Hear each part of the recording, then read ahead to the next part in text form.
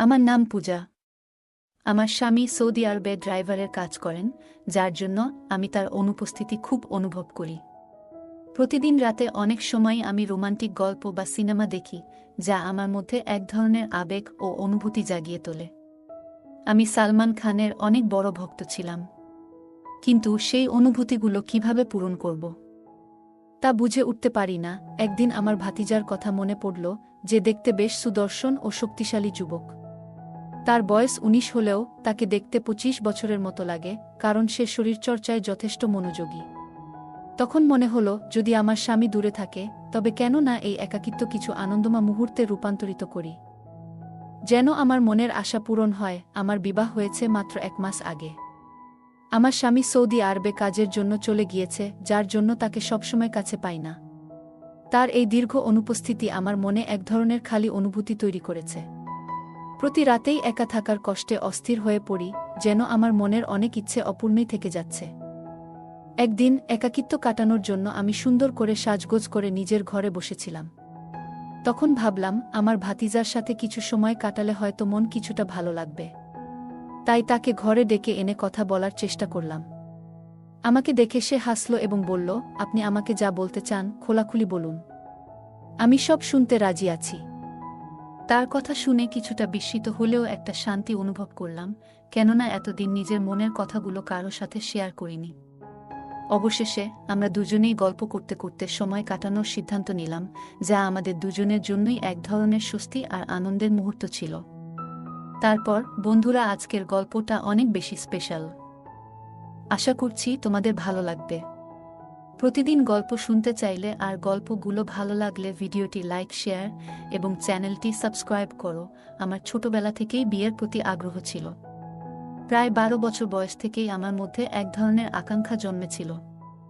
School ও কলেজে বন্ধুরা মাঝে মধ্যে মজার ছলে বিভিন্ন রোমান্টিক গল্প বা হিন্দি সিনেমা দেখাতো, যেগুলো দেখার পর নিজের আবেগ সামলানো কঠিন হয়ে পড়ত। এভাবেই আমার মনে বিয়ের ইচ্ছা আরও গভীর হয়ে ওঠে। তবে আমি দেখতে খুব সুন্দর না হওয়ার কারণে অনেক প্রস্তাব এসেও ফিরে যেত, যা আমার মন ভেঙে দিত। যতই বিয়ের ইচ্ছা বাড়তে থাকত, ততই বিয়ের ব্যাপারে বিলম্ব হচ্ছিল। অনেক খোঁজাখুঁজির পর অবশেষে আমার বাবা মা একটা প্রস্তাব পেলেন এবং দ্রুত বিয়ের সিদ্ধান্ত নিলেন। ছেলেপক্ষেরও বিয়ের তাড়াহুড়ো ছিল, আর আমিও বেশ আগ্রহী ছিলাম, তাই আমাদের বিয়েটা ১ মাসের মধ্যেই হয়ে গেল। আমি ভীষণ খুশি ছিলাম আমার নতুন জীবনে প্রবেশ করে, কিন্তু এই সুখ দীর্ঘস্থায়ী হল না। বিয়ের কয়েকদিন পরেই জানতে পারলাম, আমার স্বামী সৌদি আরবে চাকরি করেন এবং সেখানে ড্রাইভারের কাজের জন্য তাকে বেশিরভাগ সময় বাইরে থাকতে হয়। যখন জানলাম তিনি ১ মাস পরেই ফিরে যাবেন, তখন আমার মন খারাপ হয়ে গেল। এই ভেবে আমি কান্না করে ফেললাম। এভাবেই আমি তার অনুপস্থিতি সত্ত্বেও নিজের অনুভূতিগুলোর সাথে মানিয়ে চলার চেষ্টা করছিলাম, কিন্তু প্রতিনিয়ত তার কাছাকাছি থাকার চাওয়াটা আমার মনকে অস্থির করে তুলেছিল। রাতে আমি ভালো করে ঘুমাতে পারতাম না। আমি একদিন স্বামীকে জিজ্ঞাসা করলাম, যদি তোমাকে সৌদি আরবেই থাকতে হয়, তাহলে বিয়ে কেন করলে? তিনি আমাকে বললেন, আমার ছোট ভাই বোনেরা এখনো পড়াশোনা করছে, আর আমার ভাতিজার দেখাশোনা আমাকেই করতে হয়। তারা নিজেদের পায়ে দাঁড়ানো পর্যন্ত সংসারের দায়িত্ব আমার উপরই থাকবে। এখানে থাকলে এত টাকা উপার্জন করতে পারতাম না, তাই সৌদি আরবে যেতে হয়েছে। তিনি আরও বললেন, সৌদি আরবে এমন একটা কাজ করি যাতে করে বাড়িতে কখনো টাকার অভাব না হয়। তখন আমি বললাম, তাহলে আমাকেও সঙ্গে নিয়ে চলো। তিনি মৃদু হেসে বললেন, এটা এত সহজ নয়। সেখানে আমার নিজের কোনো বাসা নেই, আর ভাড়াও খুব বেশি।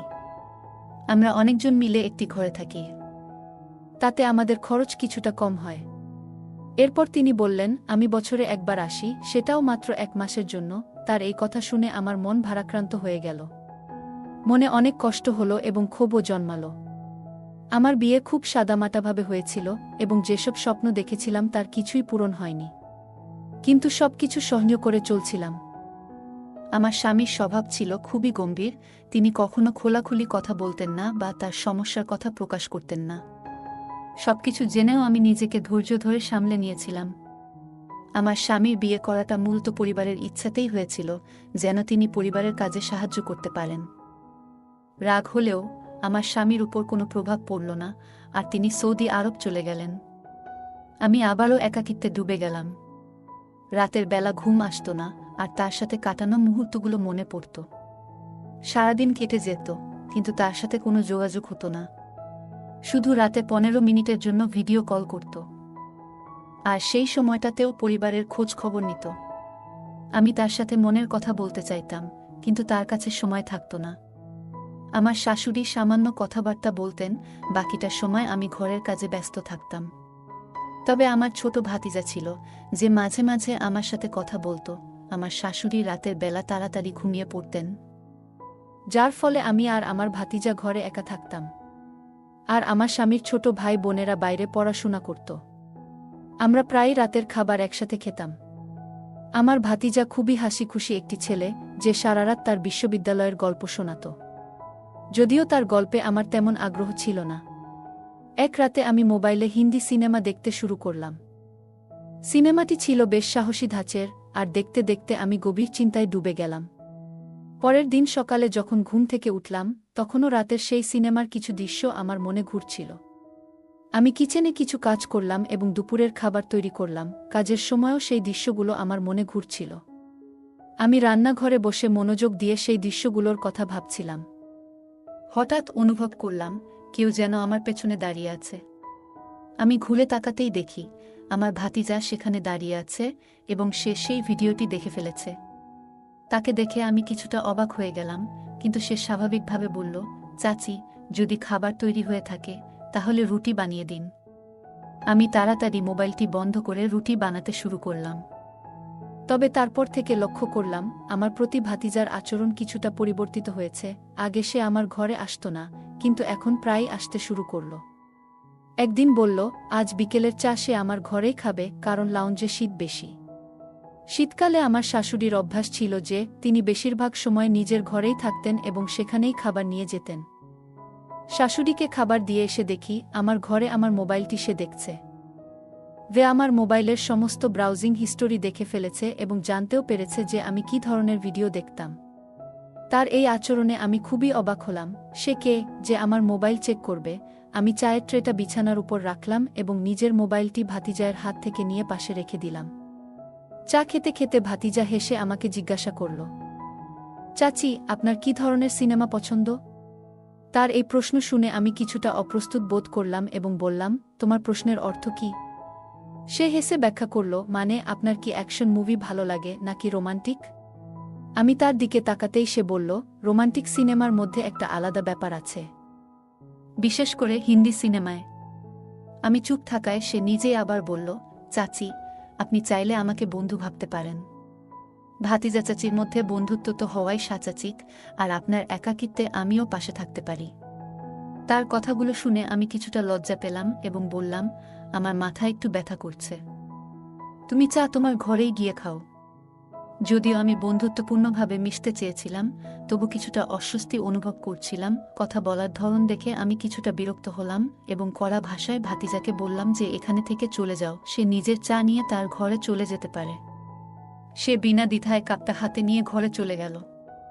সাধারণত কাজের ফাঁকে ফাঁকে সে মাঝে মাঝে আমার সঙ্গে হালকা মজা করত, কিন্তু সেদিনের পর থেকে সে কিছুটা চুপচাপ হয়ে গেল। পরদিন সকালে যখন আমি রান্নাঘরে সকালের নাস্তা বানাচ্ছিলাম, তখন সে হঠাৎ নিজের ঘর থেকে চাচি, চাচি বলে ডাকতে শুরু করল। আমি তার ঘরে ঢুকে দেখি সে নিজের শার্টের বোতাম লাগানোর চেষ্টা করছে।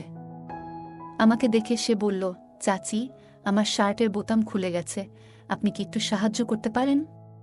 আমি কিছুটা দ্বিধা নিয়ে তার শার্টের বোতাম লাগাতে শুরু করলাম, আর কাজের মধ্যে মনোযোগ দিলাম। কাজ করতে করতে হঠাৎ আমি লক্ষ্য করলাম সে আমার দিকে মনোযোগ দিয়ে তাকিয়ে আছে, যা আমাকে একটু অস্বস্তিতে ফেলল। একসময় যখন আমার চুলের এক গুচ্ছ সামনে এসে পড়েছিল, সে নরমভাবে সেটি সরিয়ে কানের পেছনে রেখে দিল। আমি একটু চমকে পিছিয়ে আসলাম, আর সে হেসে বলল, চাচি, শুধু চুলগুলো সরিয়ে দিলাম, আপনি এত ঘাবড়ে গেলেন কেন? আমি দ্রুত বোতাম লাগানো শেষ করে নিজের ঘরে চলে এলাম। আমার মনে কিছুটা অস্বস্তি হচ্ছিল, তবে আমি নিজেকে সামলে নিলাম। আমি অনুভব করছিলাম যেন ভাতিজা আমার কাছাকাছি আসার চেষ্টা করছে, আর এই কারণেই আমি একটু দূরত্ব বজায় রাখতে চেষ্টা করছিলাম। এক রাতে যখন গভীর ঘুমেছিলাম, হঠাৎ মনে হলো কেউ যেন আমাকে গভীর মনোযোগ দিয়ে দেখছে। এই অস্বস্তিতে আমার ঘুম ভেঙে গেল। ঘরে শুধু মৃদু নাইট ল্যাম্পের আলো জ্বলছিল। চারপাশে তাকিয়ে দেখলাম আর ভাবলাম কেন আমার এ ধরনের অস্বস্তি হচ্ছে। তারপর আমার দৃষ্টি ঘরের জানালার দিকে গেল, যা সাধারণত বন্ধ থাকে, কিন্তু আজ খোলা ছিল। আমি একটু অবাক হয়ে গেলাম, কারণ আমি সাধারণত জানালাটি খুলি না। জানালাটি বন্ধ করতে উঠতেই মনে হলো হয়তো কেউ ভাতিজার ঘরে ঢুকেছে, যা দেখে আমার মনে এক ধরনের অজানা ভয় তৈরি হলো। নিশ্চিতভাবেই ভাতিজাই হবে, যদিও আমি তাকে দেখিনি। তখন আমি আমার ঘর থেকে বেরিয়ে শাশুড়ির ঘরে গেলাম, তাদের পাশে গিয়ে শুয়ে পড়লাম। তবে তারা এত জোরে নাক ডাকছিলেন যে সেখানে আর থাকতে পারলাম না এবং বাধ্য হয়ে নিজের ঘরে ফিরে এলাম। সকালে নাস্তার সময় ভাতিজা আমাকে বারবার লক্ষ্য করছিল। তারপর সে বলল, চাচি, আপনাকে তো চাচার কথা অনেক মনে পড়ে নিশ্চয়ই? আমি বললাম, হ্যাঁ, অবশ্যই অনেক মনে পড়ে। তখন সে বলল, তাহলে নিশ্চয়ই রাতের বেলা অনেক সময় ঘুম আসে না আপনার? আমার ভাতিজা একদিন এমন কথা বলল যে, চাচাকে তো আপনি অনেক মিস করেন, তাই না? তাহলে ঘুমানো নিশ্চয়ই কষ্টকর হয়। তার এই কথায় আমি বেশ বিরক্ত হয়ে গেলাম। আমি তাকে কঠোরভাবে বললাম, তুমি আজকাল খুব বেশি কথা বলছো, এভাবে কথা বলা বন্ধ করো। আমার কথা শুনে সে চুপচাপ সরে গেল। পরের রাতে দেখি আমার ঘরের জানালা অদ্ভুতভাবে খোলা, আর জানালার কাছে ভাতিজাকে দাঁড়িয়ে থাকতে দেখি। এটা দেখে আমার খুব খারাপ লাগলো।